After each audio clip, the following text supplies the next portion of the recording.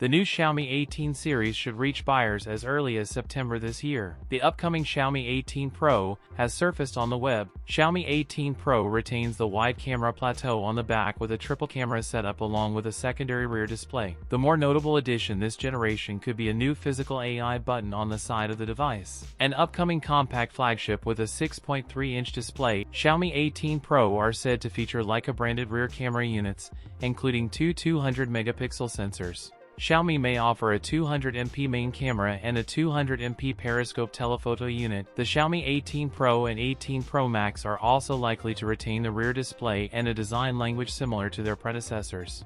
The Xiaomi 18 series will be among the first phones to use Qualcomm's new Snapdragon 8 Elite Gen 6 platform. The base Xiaomi 18 has also been tipped to get a periscope telephoto camera, offered 6.3-inch displays. That's it for today's video. If you enjoyed it, don't forget to like, comment, and subscribe for more content. Thanks for watching, and I'll see you in the next one.